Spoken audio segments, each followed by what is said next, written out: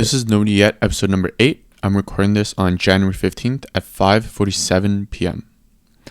One thing I think about when I'm recording these episodes, or one thing I've noticed when I record these episodes and I re-listen to it back, is that when I explain things out, it feels like I have a lot of superfluous words, as if I'm kind of going around in a circle to actually try to get to a topic.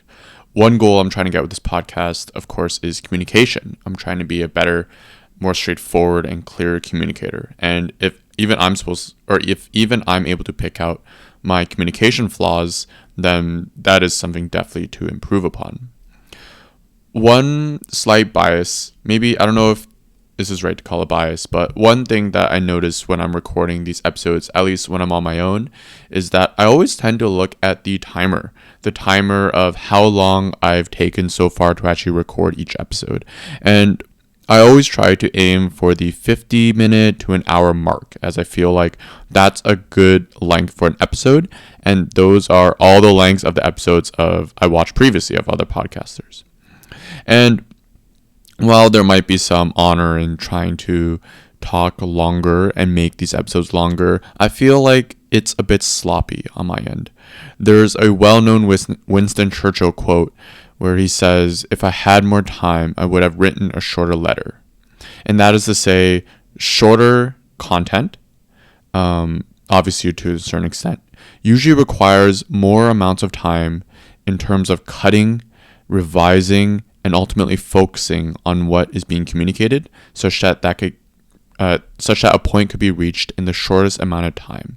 And this, of course, saves the reader or the listener a lot of time. And that in itself, at least for an author or a producer of content, that in a sense is very honorable, in which time of the reader or the consumer is actually being saved. So that is something I want to aim for, that I don't want these episodes to actually go for a certain length, but I'm hoping that these episodes aim to accomplish or aim to communicate what I'm trying to communicate at that specific point in time. This, of course, is also beneficial for me when I'm older and I actually come back to these episodes. I don't have to listen to myself waffle on for like an hour or so. These episodes will go as long as I have things to talk about, hopefully in a concise manner.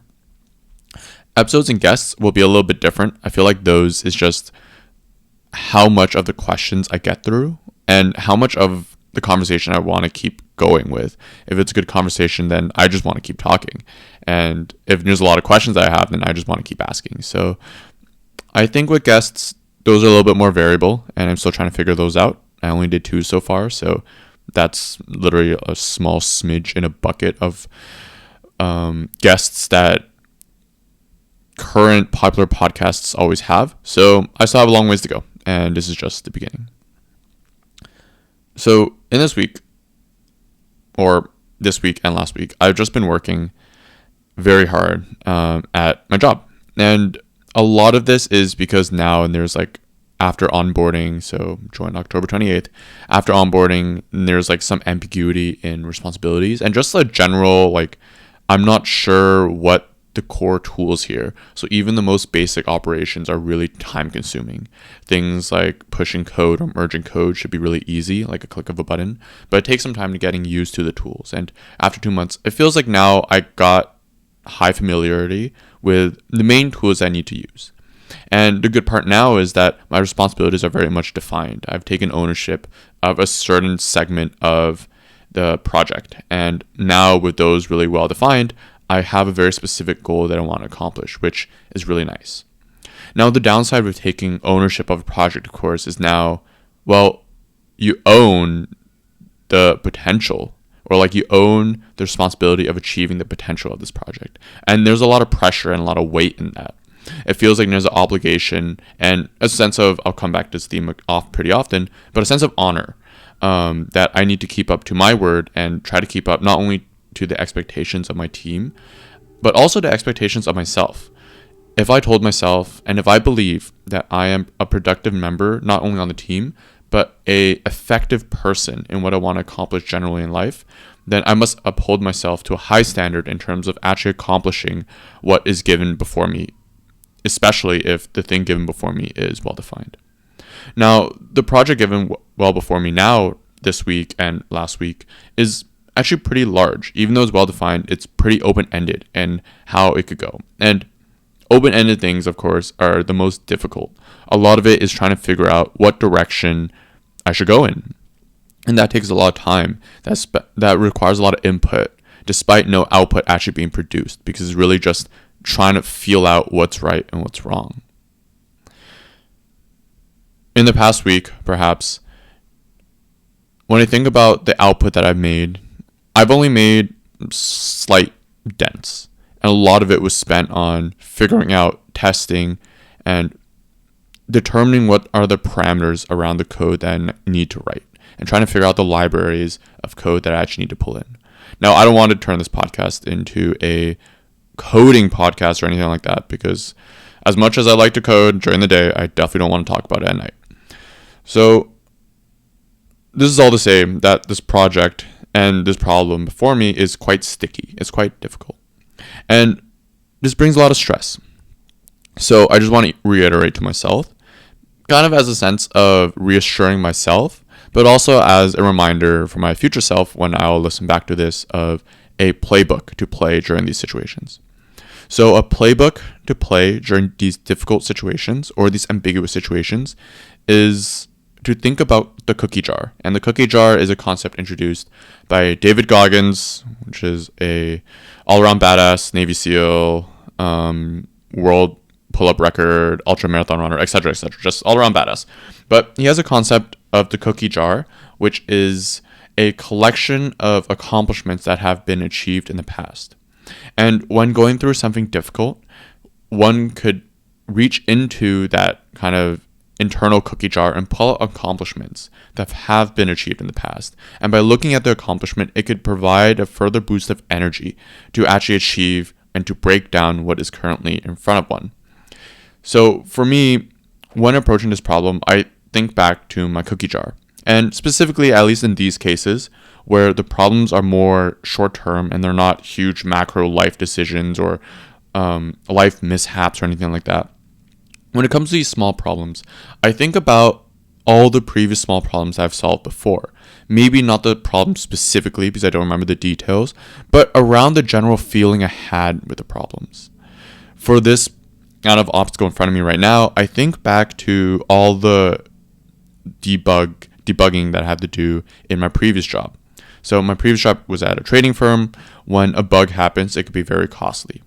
And especially when it's in my field of expertise, there's a certain sense of urgency to figure out what the problem is and at least offer an explanation, if not a solution. And when trying to figure out these bugs, it's really difficult to spot. It involves a lot of financy contexts, which I may not have, which also then requires me to ask the right people the right questions, often traders, the right financial questions. It requires me to look at a lot of numbers, just data that's being printed, and there isn't a good way that at least we found back then to visualize this data. It requires stepping through a lot of code that I have not written. Just all in all, is just very difficult and revolves around operating in very unfamiliar spaces. And if I think about the previous times in which I've gone through these challenges, which is like 99%, it all involved continuously attacking the problem, stepping back, stepping forward again, stepping back, stepping forward again, to always try to figure out if there's another thing that I'm not thinking about, to always try to reorient the problem and to break the problem out into its subcomponents. That is perhaps the more logical, strategic side of actually executing what it is or solving the problem that's in front of me. The other side is keeping faith, is keeping the belief that even though I can't see it now, it's believing in myself that I could figure out this thing. And that belief is what continuously drives the problem solving of poking around. Because of course, if belief fails, then I feel like, at least for me, there is some loss of faith and there's some loss of energy towards actually solving the issue. And that just spirals downhill. It's kind of like a negative feedback loop that happens there. So that's the cookie jar, at least in small cases. Then there's another sense of using the cookie jar of thinking about stickier problems that I had to solve. So admittedly, the problem in front of me is quite difficult, but it's probably not the most difficult problem that I had to overcome. I think about all the previous kind of tough challenges that I had to do.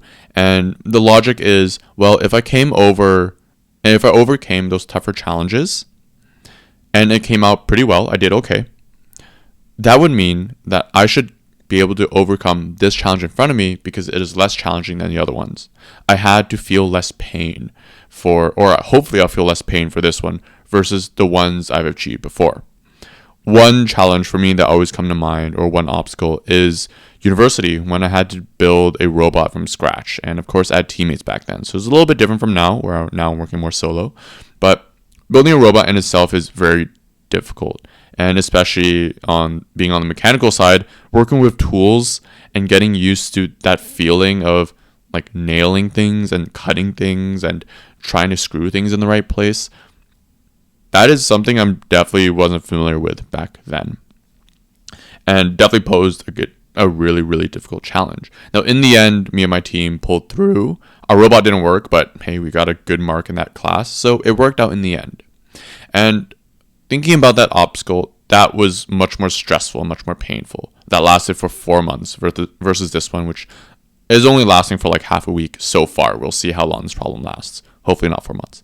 But you get the point of, if I accomplish something more difficult previously, then this one shouldn't be that bad and I should be able to get over it eventually. The third aspect of the cookie jar that I think about is the amount of work that I could keep going. So, admittedly, the hardest I worked was probably during university. During the first 2 years of university, when I was super focused on getting a good grade, but also trying to balance everything else, such as clubs and internships. And that was just very, very stressful. A lot of nights where it's just consecutive, like 6 hours of sleep, which is not that much sleep for me. Thankfully, I never pulled an all-nighter, but it was this obsessive thought about work, the to-do list, and trying to get through it so I could make it past the next problem set, make it past the next quiz, and then midterms, and then finally exams. Now, that's the hardest I've ever worked, and that's definitely not in 100%. The amount of work that I'm working right now is definitely not comparable to the work that I had to put in university. And that gives me confidence that I have more work input to give. So if this problem truly becomes a astronomical issue, like one that's as difficult as the robot that I built in university, I know deep in my heart that I could pull out continuous strings of hardcore input. Just a lot of input that I've done in university, and hopefully even more in addition to that. Now, maybe there's some argument of like whether or not I can still sustain that, because given university, I was 18, and when I'm 18, it feels like I'm made of rubber and magic, and evidently I'm not 18 anymore. So maybe there's some like wear and tear on the joints, if you will. But there is at least confidence that I've done it before, and this is not some foreign action that I'm going to take, or I would be willing to take. So that's also in the back of my mind of, if this problem does turn out to be harder, I could keep putting more input. I could just like drown it out with just an avalanche of just work. So those are some things I'm thinking about in terms of cookie jar when I'm trying to figure out this problem that I'm currently facing at work, or like this technical thing that I'm trying to figure out. Now, if I zoom out a little bit more, aside from this problem, doubt in the macro sense is a little bit more difficult to pinpoint and kind of go around. Now, admittedly, even more now, I've always had lingering doubts of whether I made the right decision to join my current company in the current job. When I was recruiting, this was like 5 months ago, when I was recruiting around in August, maybe that might be 4, whatever, I had several offers to choose from, and I eliminated down to 2. And in that decision process, some flash decision points that I made and some hypotheses that I made this decision on was that, number 1, the learned content is more important than the money being made currently. 2, I want to work with smart people. And 3, there's a certain mystique with working at a certain group of companies in engineering. And it is those factors that made me choose my current job versus the other opportunity that was available. And of course, from another greater group of opportunities that I eliminated more early on. Now, there's doubt that comes up. And this doubt kind of hits at random moments. It's kind of like when I'm walking to the subway or I'm waiting in line or I'm just grabbing food or something. There is this slowly doubt that creeps in. There's the thought of like, did I make the right decision? And it's difficult to pinpoint. And it's difficult to fully just squash. It's kind of like the rats that run around the subway system in New York. You know they're there. It might not be seen. And if you go to exterminate it, it might be extremely, extremely difficult. Now, these rats show themselves at times of high potential cynicism. So one example is right now, when I'm faced with difficult problems, it's easy to be pessimistic. It requires energy to be optimistic. And when pessimism comes in, I find that cynicism is also easy to accept. And when cynicism comes in, then I feel like the doubt really creeps up exponentially. It's just me doubting my own abilities of whether I could solve this problem. And then that telescopes out to me doubting my own abilities to actually perform in my current company, in my current position. And then that telescopes again into the past of me doubting myself or whether or not I made that right decision. Now, in light of this, I want to reiterate some things to myself to constantly remind myself over and over and over again, to drill it in my head that these are the things that are important when it comes to thinking about decisions made in the past. Number one, and this is from New Year's resolutions, is that thoughts with no action or behavior change have no utility. In a frame of doubt, doubt has no utility because it does not change positively the output that I want. I think I would not be mistaken to say that increased doubt does not increase my productivity output. If I think about the equation, output equals input times leverage, doubt doesn't increase the amount of input I'm willing to give. In fact, it pulls it away. And doubt also doesn't increase the leverage that I have to multiply that input. Leverage is often accumulated from just more experience, and doubt doesn't bring me more experience or anything like that. So in this sense, doubt doesn't have a positive impact on the output that I want. It has a negative input. So that's even worse than having no utility. That's having a negative utility. So if I try to follow my New Year's resolutions a little bit better, is to eliminate the thoughts that have no utility. There's no behavior and action changes that are beneficial to what I want. So maybe logically speaking, doubt shouldn't actually be subscribed to. In an ideal world, I could eliminate doubt from all my previous decisions. Maybe to another point to deepen this a little bit further, when I think about doubt in terms of regret, and I wrote about this before, so it's kind of humbling to reiterate what I wrote myself like a couple months ago. Regret is like envy for the past self. And envy definitely has no utility. And as per Charlie Munger, envy is the stupidest sin because the other sins you can have fun, but envy, you don't even have fun while you're doing it. So regret is very much similarly to being envious, but where envy traditionally is towards someone else, regret is envy towards a past self or a self in a parallel universe where I have not chosen the current decisions that I've currently made. If envy is bad, regret is similarly bad, and it's something I should avoid if I'm trying to live more in the moment and produce more output to actually get out of my obstacle that I'm facing right now in the micro sense, and then to actually optimize or maximize, sorry is a better word, what I'm trying to get out in the macro sense of my current position at my current job. 2 is I want to evaluate on the long term.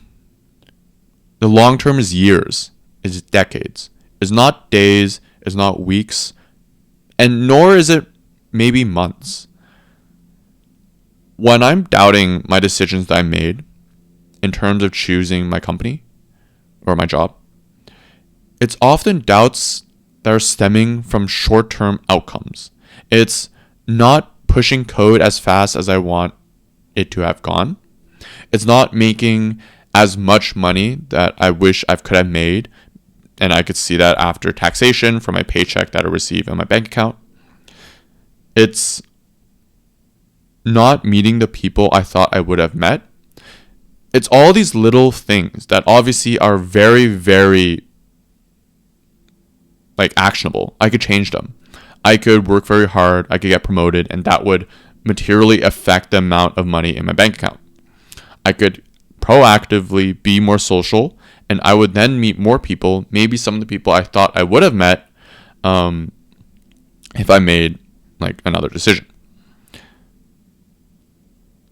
These are all things that I could work upon, and doubt doesn't serve any utility in actually working on these things. Now, these are just a short term. When I think about how good of a decision I've made, often the judgment comes from years after, when the long tail of the impact of that decision has actually been realized. I won't know the long-term impact of this decision until that long-term actually comes. I could try to forecast, but there's a lot of just empty space, just uncertainty between now and, let's say, even 1 year or 5 years, when I actually look back and make a decision or make a judgment of whether or not that decision was a good one or not. So it's remembering of evaluating on the long term, which is years and decades, and not so much in terms of the short term. So therefore, the short term factors that would sway your decisions shouldn't be relevant. Third is that this decision of choosing between jobs, like all decisions, was made from incomplete information. Much of that information I don't even have now, given that I started the role. This means that my current perception of reality should not change how good or bad that decision was.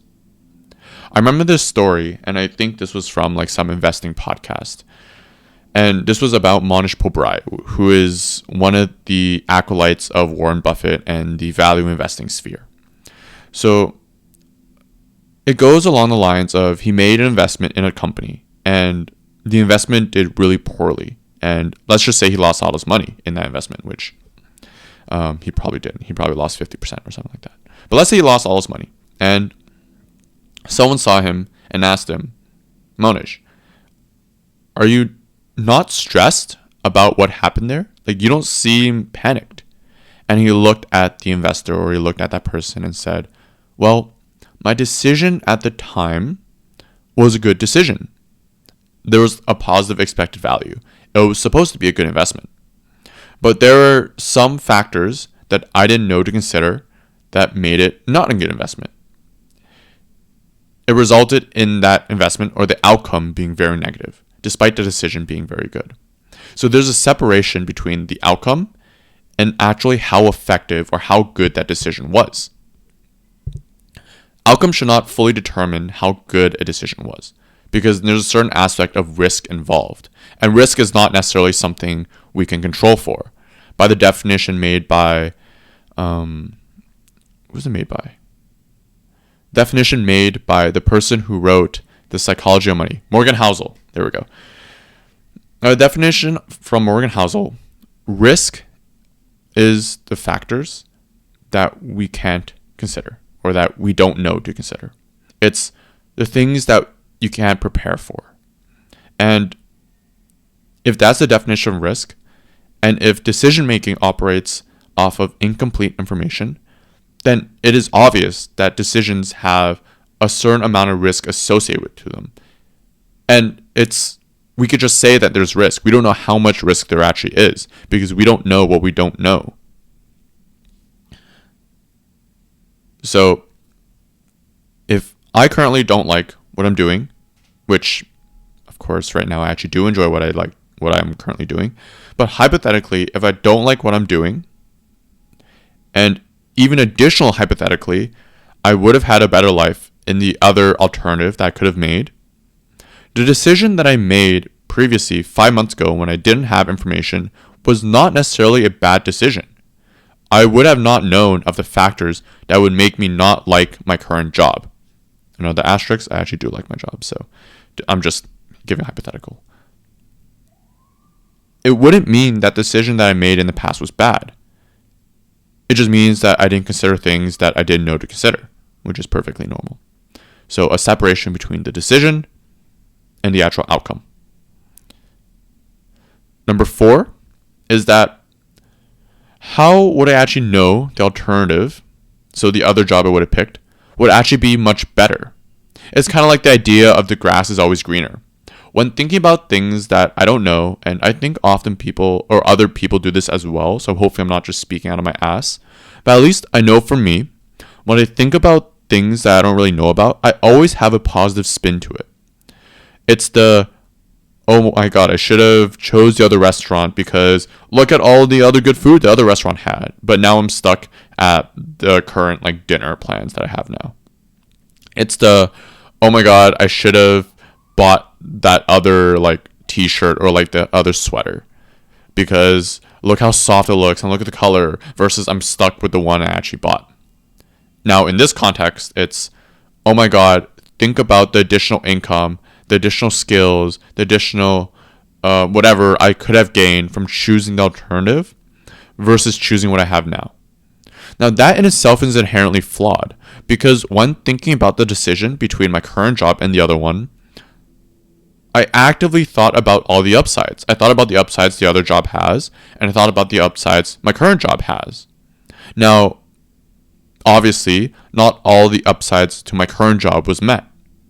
There's always some like miscalculations or things that I don't know that was considered previously. So obviously, not all the upsides were met in my current decision. But who's to say that any of the upsides will be met in my other alternative? If I think about upsides being some like distribution of positive and negatives, like all the upsides could be satisfied or all the upsides could be like rejected, or there could be like some 50-50, some average being made. I don't know where along this curve that I would be at in my other alternative. Obviously, I know around where in the curve I am currently, but I have no idea where I could be otherwise. So it's very likely that if I chose this other alternative, I would have been much worse off. I could have been even more sad than I was when I was in Chicago, which was like a really deep hole that I climbed myself out of. The grass is always greener. Given this bias, and given that I should be aware of this, hopefully I can now enact the actions to mitigate it, which I'm still honestly trying to figure out what's the best way to mitigate it. I think, and my hypothesis is constantly telling myself of, or reminding myself of not only the good things that could have happened, the grass is always greener, but what happens if the grass is like dead on the other side? Or like half dead? And maybe grass that is half green and half dead is much worse than the current yellow patch of grass that I have now, which is not even that yellow. I would say my current grass is pretty green. So it's a constant reminding and reframing that what I could have had as an alternative might not be as good as I think it could be. Now, this kind of comes to the topic of reframing, and this came up when I had a conversation with a couple close friends on Sunday. We had a call, and in our calls in which we catch up, we often just talk about life and talk about what we've been thinking about, what we've been going through, etc., etc. And I don't know how this came up, or I forget how it came up, but reframing came up. And I kind of went on my little spiel for like 3 minutes or like 5 minutes or whatever. And I often say reframing a lot in terms of when seeing some sort of situation, reframing the mind to perceive that situation differently. I very much follow the Stoic philosophy of things are just things, and the goodness or the badness of that thing is very much assigned to it by the mind. We have control in how we act and how we think.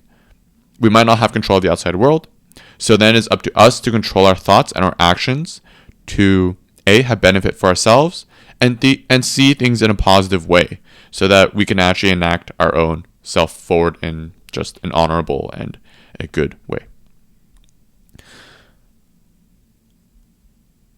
Now, the posture of reframing for this current obstacle that I have is that, one,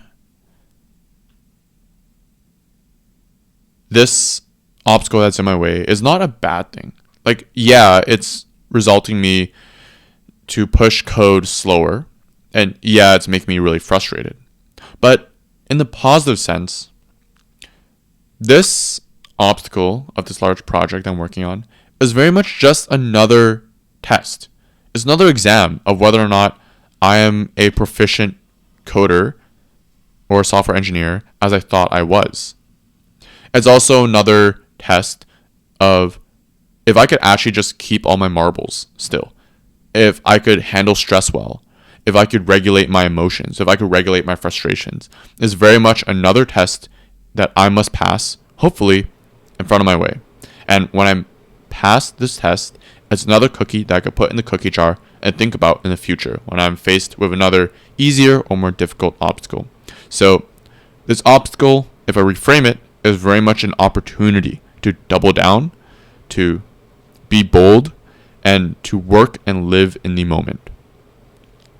Now, obviously this reframe is a powerful tool because it feels kind of life at this moment feel a little bit lighter, and the severity of the negatives that could happen much more insignificant.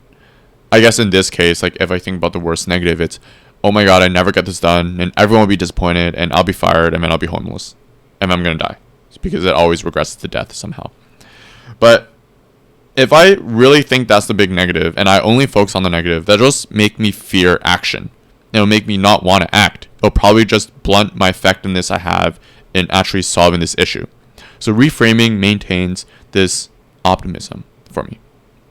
Now, the reframe that I said before of seeing this obstacle not as like an obstacle or a bane to my existence, but as an opportunity, it sounds easy to say. And it sounds easy to just say, oh, just reframe it like that and you're done.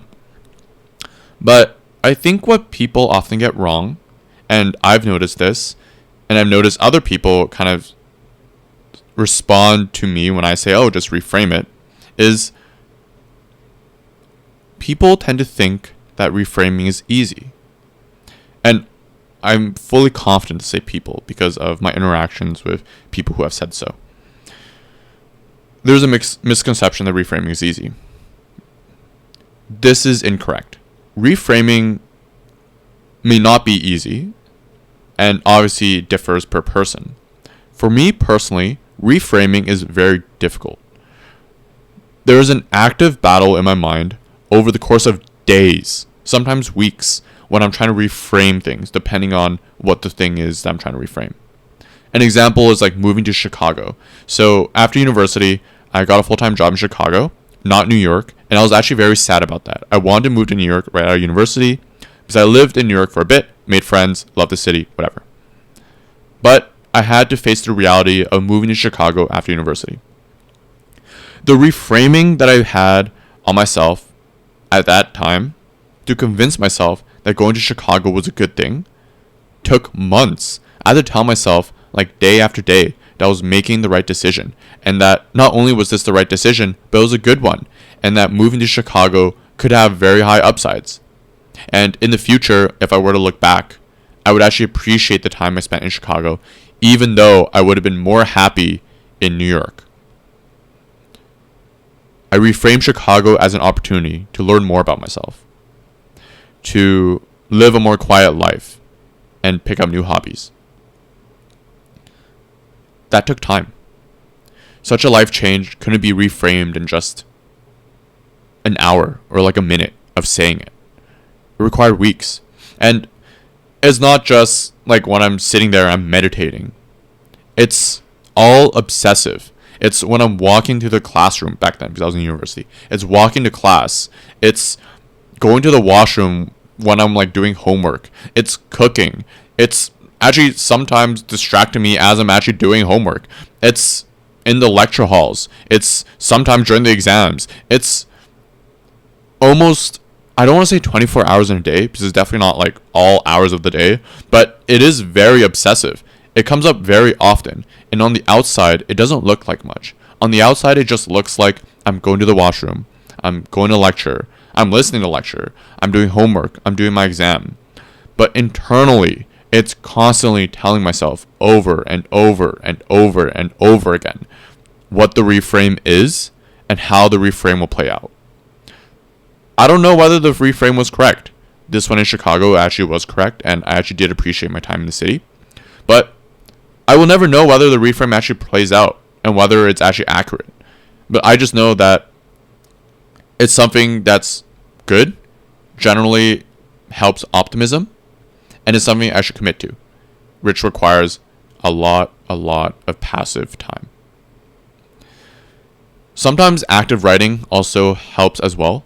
I remember during that era of kind of convincing myself Chicago will be okay and I did not just ruin my life, I remember writing a lot of journal entries. And looking back, those journal entries literally just said the same thing over and over again. It just said like Chicago is going to be a good place, it's going to work out in the future, whatever. So I feel like reframing could shorten, or like the time span required to reframe could shorten with active thought of writing and maybe even telling friends. But it still requires effort and consistent action towards actually reframing something. It's not just something that could be done on a whim. Now, I believe reframing could actually be much quicker. It's kind of like a muscle that has to be trained, and it gets trained every single time something comes up, like a problem or an unfortunate circumstance comes up that needs to be solved or at least reframed to be able to be pursued. So reframing becomes quicker the more I do it. And the goal is to ingrain reframing somewhat as a second nature. It's immediately as something comes up, shortening the span, shortening the amount of time, passive and active time I need between the thing coming up and me being fully convinced in my optimism. So it's shortening that time the more I do it. And this, of course, helps keep morale and rational optimism up. Another way that reframing actually becomes quicker, I find, is by drawing wisdoms and experiences from the giants before me. And when I say giants, it's the successful entrepreneurs, it's the dead and alive, it's even friends and family, it's people who have played a significant role in my life and in society at large. And this is where reading books and just consuming a lot of content, long form content to be specific, really comes in.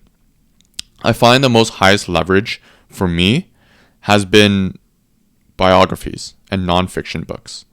Biographies specifically, reading biographies kind of feels like I'm being lectured by just person that everyone looks up to.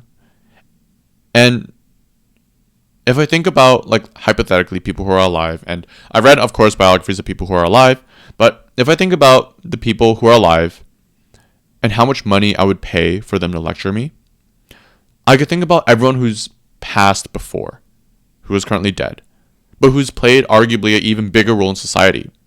I could pay $30, or I could just download the ebook for free and have that dead person lecture me for like weeks. That's something that's so valuable. It can't be traded for anything else. And what these biographies offer is a certain sense of experience and a lot of other mind frames to apply in certain situations. Mind frames, just like any other muscle and just like reframing, really only comes as they're being used more and more. Mind frames or mental models. Mental models is a better word for it. But mental models become more and more second nature the more they're used. So reading biographies is not just enough. It's actively applying them as well and remembering to apply them. It's rereading things, biographies, over and over again. It's rereading nonfiction books over and over again. It's communicating with friends, talking with other people over and over again, where these mental models become more ingrained in nature and they could be applied into reframing more quickly. Maybe to harp on this a little bit more for myself, I said one of the things I'm optimizing for is wisdom. And one of the ways I measure wisdom is not so much the amount of mental models I know, but the amount of mental models I could readily apply to change my current behavior and my situation. In order to accelerate the amount of mental models I know, that's increasing the size of the funnel I consume content from. It's reading more books, talking to more people. It's reading books over and over again repeatedly to actually ingrain those lessons in me, and then make podcasts like this to actually tell them. So then there's another avenue in which I could refresh my memory on things that I've learned before. Then comes the difficult part of actually applying it in reframing. And it's painful. Reframing is not so much easy, but sometimes going against the grain of what is easy to think about, it's easy to be pessimistic, it's easy to give up. But going against the grain of these things is uncomfortable. And sometimes applying the mental models is uncomfortable. A lot of them require some form of admitting that I am insufficient or I am not good enough and I am weak in this particular area. It also comes with overcoming my ego in a certain sense. Is to believe that no, I'm actually not correct. I might be very mistaken. And I must swallow that pill so that I could actually apply this mental model and this reframe to make my situation a bit better. I mentioned this or touched on this before, but if reframing is a method for me to maintain optimism, reframing is most crucial for the difficult times. It's so easy to complain and to shout against the world as if something is smiting me down with unfair treatment. This is the Charlie Munger quote. Pity has no utility, but pity is easy to do. To maintain optimism, I want to remind myself of the following. 1. Over a long enough time horizon, everything works out okay. And if I look at an even longer time horizon, even longer than 5 years or the 10 years I'm thinking about, if I look at the 50 years or the 70 years or the 100 years, I'm going to be dead. So it won't matter anyways. So this thing that I'm worried about will probably end up okay. And if it doesn't end up okay, it won't matter anyways because I'm going to be dead. 2. And I mentioned this previously. How do I know my capabilities and my growth in the past couple of years have been made if I'm not tested? This is very similar to the exams in university. How do I know I've learned if I do not get a test and I get a grade for the content that I have supposedly learned? This is very similar to life as well. The difficult times, the times I'm experiencing now, or the greater difficult times that will come up later in life when it comes to more severe and irreversible things in life, those serve as tests, as a method to prove to myself that I'm better than I was previously and that I could tackle this thing in front of me with enough vigor and enough optimism to come out better, hopefully, on the other side.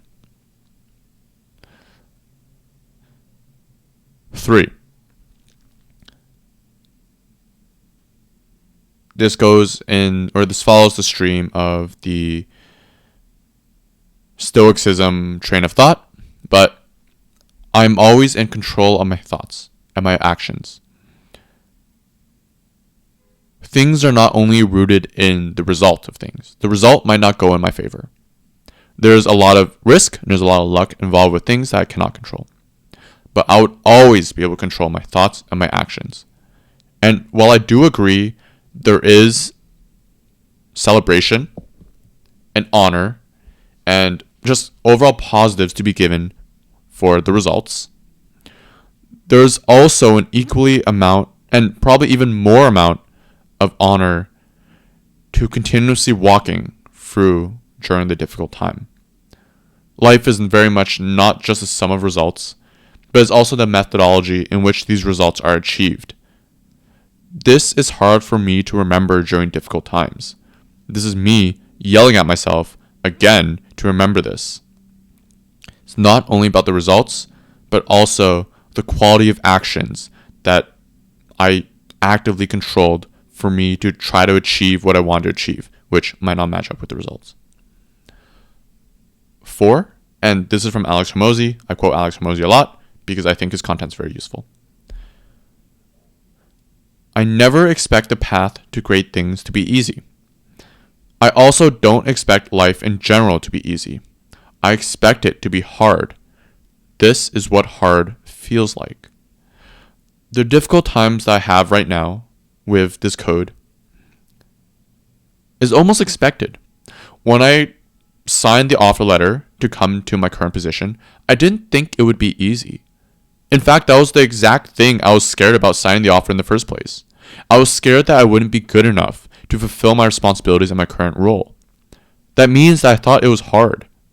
The thing in front of me, now obviously, as I gain more experience, I'm probably going to face harder problems, but the thing in front of me is difficult. It's hard.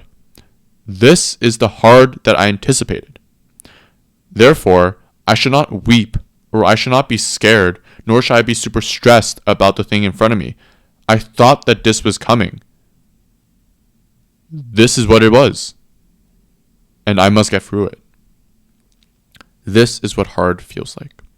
And the flip side, when I think about easy things, would I have wanted to work at where I currently work in my position if it was easy? The answer to that is no. I chose this position to challenge myself. And in fact, it being easy would be a factor for me not to choose this place. I would have chose the alternative if I knew this place was going to be very easy and I'll just coast. To take a step further, great things are never super easy. There might be easy steps, there might be easy segments, but great things in the overall landscape are not easy. They're difficult. And that difficulty is exactly what makes the great things great. If it was easy, everyone would do it. And if it was easy, you would do it way before right now. You would have accomplished everything you would have wanted to accomplish if it was easy. But it's not. And this is that difficulty that you're experiencing. Yeah. 4 reframes that I just yelled at myself, or me just reminding myself over and over again to think about during these difficult times. And this reframing is all to mitigate the severity of how negative the situation feels, is to maintain the hope and optimism and the belief that it will work out, even if there's no evidence otherwise, and is to continuously move forward, is to keep attacking the thing and to get over the obstacle so that there could be greener pastures, hopefully, on the other side. Yeah. That is where I'll leave it. This has been episode number 8, and I'll see you next week.